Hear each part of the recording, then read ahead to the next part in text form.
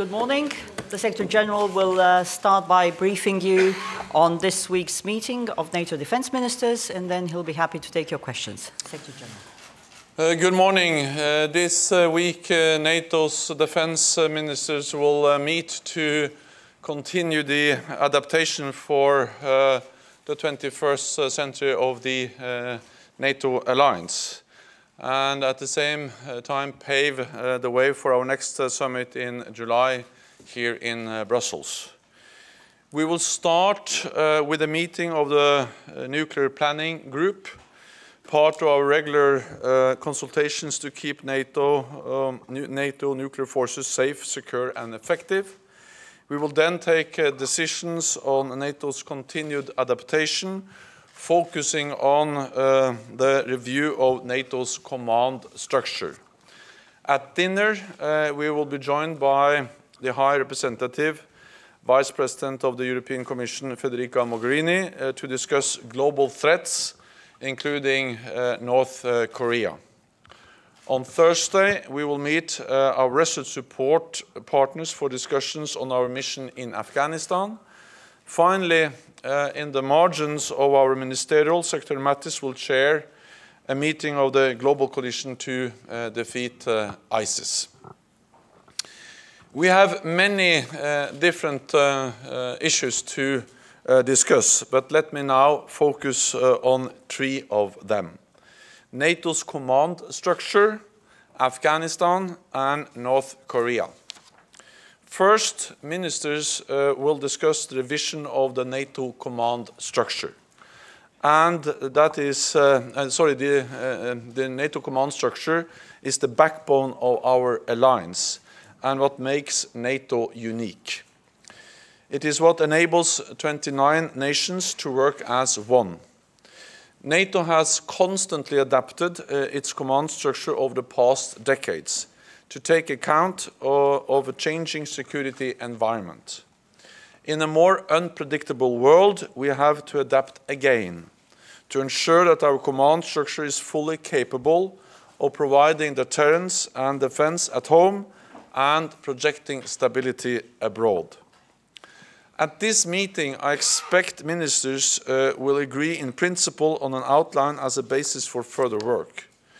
This will include a new command to help protect sea lines of communication between North America and Europe, and another command to improve the movement of troops and equipment within Europe.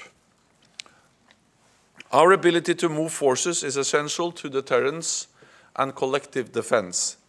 This is not only about commands. We also need to ensure that roads and bridges are strong enough to take our largest vehicles, and that rail networks are equipped for a rapid deployment of tanks and heavy equipment. NATO has military requirements for civilian infrastructure, and we need to update these to ensure that current military needs are taken into account. But this is not the job for NATO alone.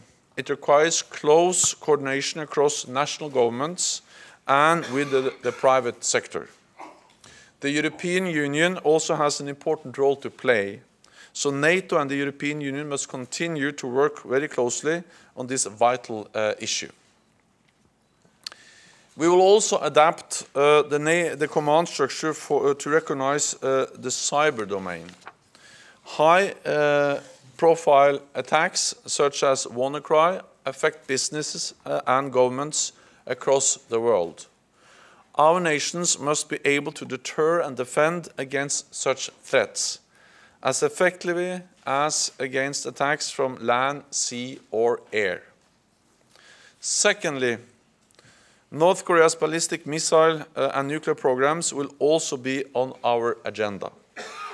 They are a threat to NATO allies, to our partners, and to the international non-proliferation regime. As I saw during my visit to East Asia last week, these global threats require a global response. NATO maintains a strong deterrence posture. We have the capabilities and we have the resolve to respond to any aggression. Last but not least, we will review our resolute support mission in Afghanistan together with our partners. We will be joined by Afghanistan's acting defense minister, who will brief on the security situation and on the progress his government is making on essential reforms. The last few weeks have been tough in Afghanistan, with a number of brutal and senseless attacks, such as today's attack on Samshad TV. But at the same time, the Afghan security forces have shown bravery, determination, and increasing capability. And the Afghan people continue to demonstrate remarkable resilience and hope for peace. Around 13,000 troops from 39 different countries currently serve in our resolute support mission. The United States is already increasing its commitment as part of their new South Asia strategy.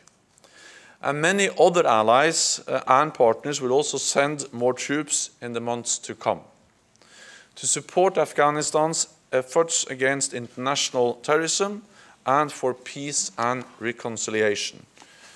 And with that, I'm ready to take your questions.